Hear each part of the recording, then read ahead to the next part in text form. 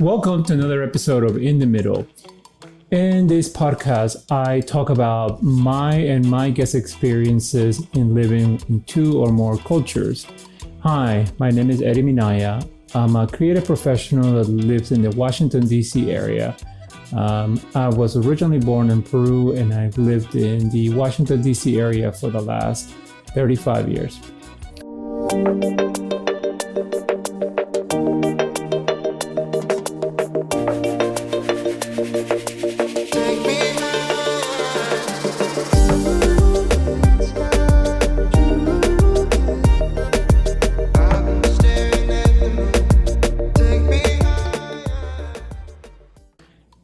If you're here, it's likely that the title of this either video or the title or the streaming service you're using to listen to the podcast has caught your attention. I've decided to do this to help other people going through the same thing that I went through. The process of going through what I went through, it has been challenging, and for the people that have been close to me, know some of it, maybe not all of it, and for people maybe that I haven't talked to in a while, or maybe people that don't know me at all. And then you're just kind of grabbing this video and listening to what I'm saying and listening to the content that I'm giving you. Maybe hopefully helpful in some sort of shape or form, because that's the intent of this video, is to help you. For the ones that know me, or I'm gonna kind of start a little bit from the start. In March of 2020, obviously we had the pandemic, and we bought a running treadmill that was a kind of an interactive treadmill. And I enjoyed running inside, and I enjoyed running, period. I had stopped going to the gym, so I was doing running, and I enjoy that high of running, and I was becoming a little obsessive on trying to run longer distances on the treadmill. So running, not just at the beginning, running 3 miles, 4 miles, 5 miles, 6 miles, 8 miles, 10 miles. And I got hooked with how to the feeling of running, and the feeling of how it felt, and the accomplishment that I was doing. So I became a runner, and over the last 3.5 years, I actually been doing half marathons. I've done already 4 of them. I've done several 5K, several 10K. My last half marathon was just really recently in March of this year. During this process of running long distance, when you do run for a long distance, you put your body through a lot. And some of the things that I've learned about myself, and when I run, is sometimes I was running and moving too much, and I threw my back out twice. The last time that I did it, I felt like it wasn't 100% where it should be. So I threw my back out. I think it was like in March of 2021 the first time, which I thought I was started with. It felt like almost like kidney stones, and that's what I thought I had, some sort of kidney stone in the kind of lower part of your body, on your back. And then from then on, it got better. They gave me some medicine, went away, and then I heard it again, and it was just kind of bothering me. I hadn't gone to the doctor to look at it, and someone that I consider a friend, someone that's close to me, was diagnosed with cancer. And when I found out, I was just very shocked. I was very almost like you think about yourself, your mortality, what could happen. It's like, my God, am I okay? So I said to myself, I got to go through the doctor, and I have to look at my back and get my back checked out. So I did. So I went to the doctor and they did a CT scan to kind of look at my back and look at to see what was on the, why was it hurting. And they found a mass on my right kidney. It was what it looked on the scan as a malignant tumor that was encapsulated on my right kidney. So I remember getting the test, reviewing it. The urologist's office called me, and not too long after I had an appointment, like the day after or 2 days after that. And in the meantime, I remember, or maybe it was more like 3 days, because I remember getting the results on a Friday, and then speaking with my general doctor about the results. And she's like, well, we don't know exactly. You need to speak with a urologist, until you speak with them, you know exactly what's going on.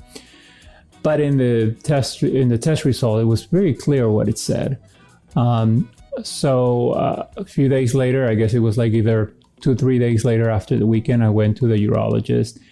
Already had Googled 100 things, and you had already, gone and done your research yourself, which is, we live in a world that we have so much information at our fingertips that it's very easy to find a lot of information, but it's also very easy to not necessarily find the right information.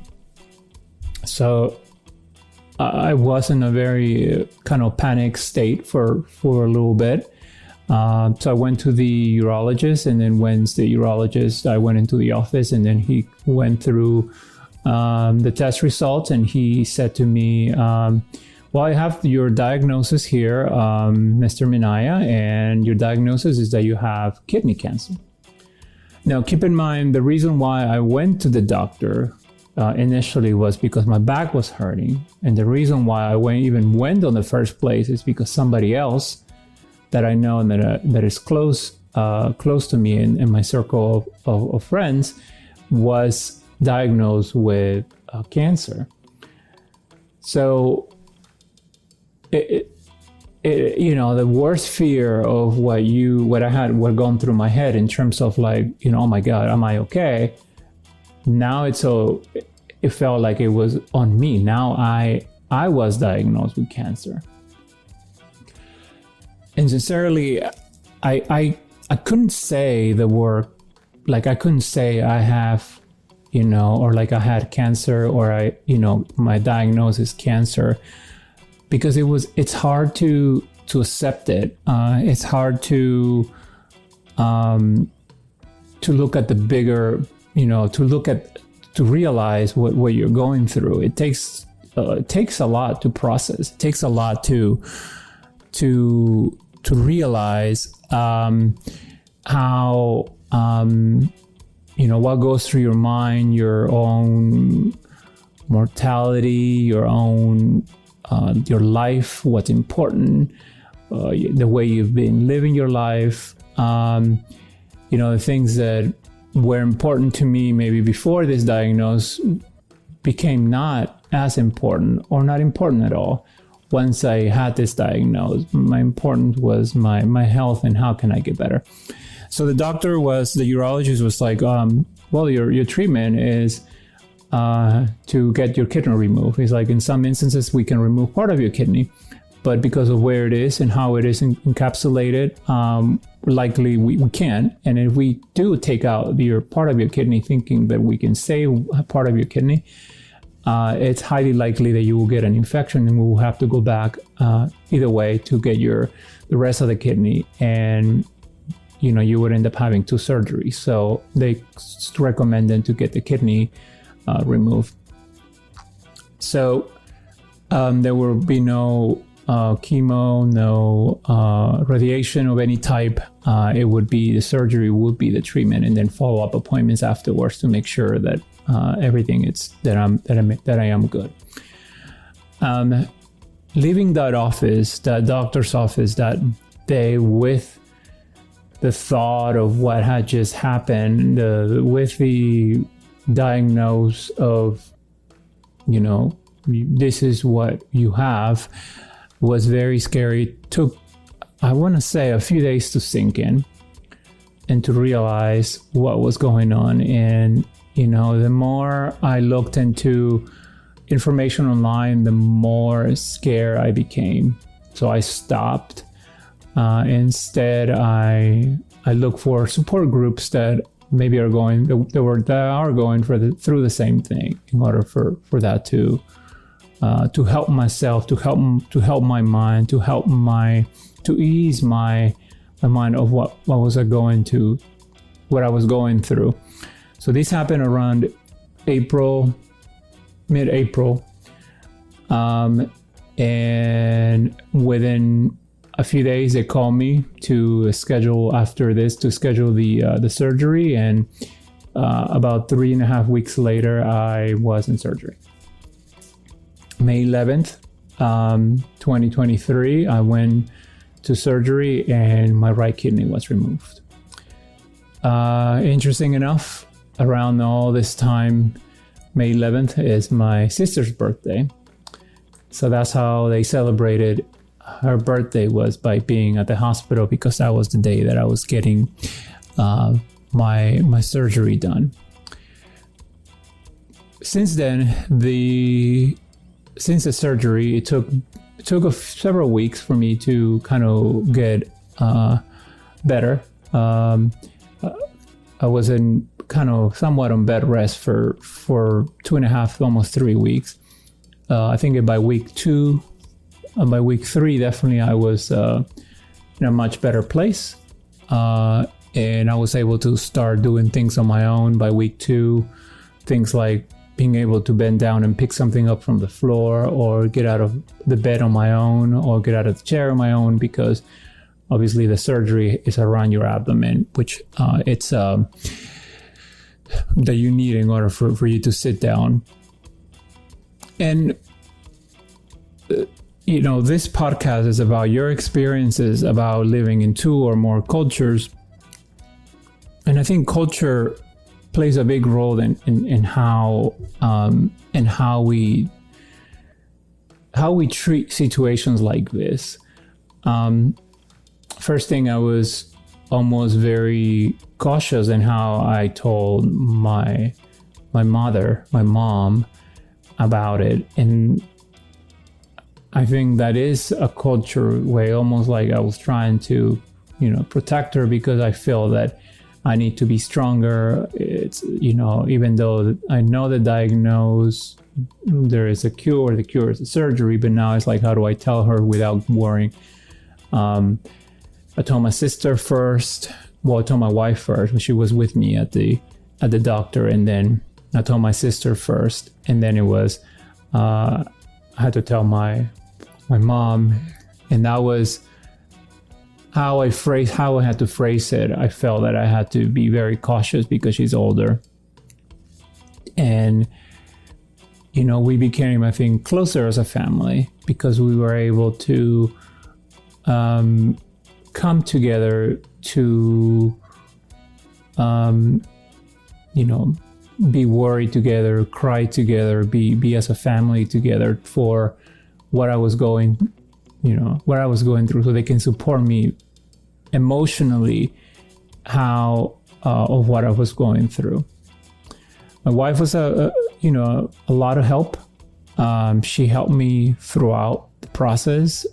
She was there at the hospital. She was there after. She worked from home afterwards, and then she took call from work a few weeks to take care of the house, take care of the things that I needed to do. Thank you for doing that. I really appreciate it. I'm for the most part, very self-sufficient person. I like to help. I don't like too much sometimes to be helped. But I had to accept that, she was helping me, and she helped me. The impact of going through something like this, to my family, to my wife, it was a mental stress. not just on me, but it was a mental stress to them. And having going through this is you realize that things like we value about our culture or cultures, depending on if you live in more in two or more cultures, you start valuing those things even more. I remember telling my kids, one of them was, "You'll be fine, Dad, you'll be fine." The other one was a little more shaken up about the whole thing. And again, this brought us closer as a family, and I think the role of culture and religion play a big role. I started to look at things differently, and this is just my point of view, but this got me closer to God, and to start saying things like, why did this happen to me? Instead of saying, why did this happen to me, is saying, what is God and the universe is trying to tell me? I felt that I had prioritized the wrong things in my life, and I felt that I was not that I was a bad person, but maybe I was just looking at things differently, and I had stepped away from God and religion maybe a little too much over the years. So we know we get caught up with our own families and our own daily stuff and work, and then sometimes we step away out of the path, and that's how I felt that it was. And it has brought me closer to God, to religion, to culture, to family. And that has been very enlightening. It has been very, I appreciate where it has taken me, and I always wonder, is like, does this happen because it was a path to, for God to tell me, wake up? And this was my wake up call. This was, even though, and maybe not just mine, maybe it was my family's wake up call, maybe my wife's and my family, maybe my kids and my family's wake up call, to say, wake up, change, and change yourself to be a better person, and put yourself in the path that you need to be in, where you are a better person, and that you believe on God, and then that you believe in, put your priorities straight. It's been now since the surgery, almost 2 months. Fortunately, knocking on wood, everything has been great. The surgery was a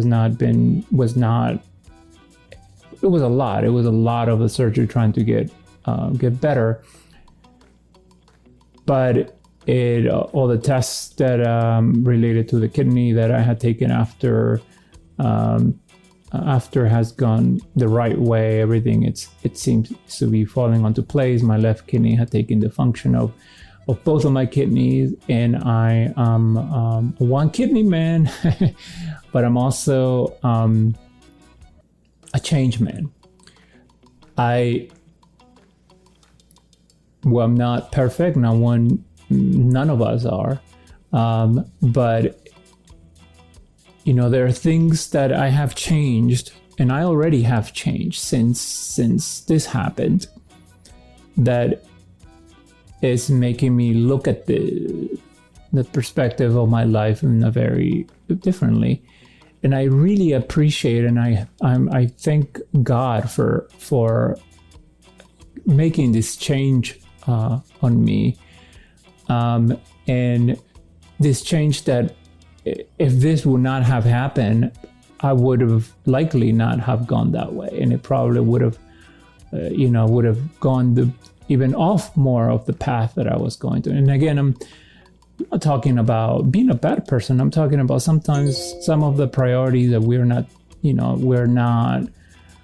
that we should take, things that we should prioritize in our life, our family, your beliefs, your family, more than things like money or things sometimes that stress you out, having, the things that in the past you felt like, oh my God, this bothers me. Now it just, there's a point that it doesn't bother you anymore. Life is precious. If we need to value our life, because we hear, we hear both sides. Life is short, but we also hear life is long. And, most people live in an average of 90 years old nowadays. And I think it's both, but there are people that don't live that long. So we have to think about our own mortality and be in peace with ourselves. We need to look at what we have in our lives that are important, that are giving us purpose, and that are giving us some sort of direction, and be good with people, because that will pay off in many, many ways. Because as we know, good energy will always attract good energy. Doing good would attract good energy to you. And that's what I'm trying to do now. That's what the person that I'm trying to be. And I really hope that this helped you in any way to reflect, to even check yourself and make sure, have I made my doctor's appointment and have my checkup? As we know, cancer is it's a horrible disease, but there is a lot of investment in the medical field today. But it has to be catch. If we don't catch it early, it can be deadly, and it can end up your life. Have your checkup. Love your family. Go back to square one and look at your priorities and set them in the order that they need to be. Until next time, see you.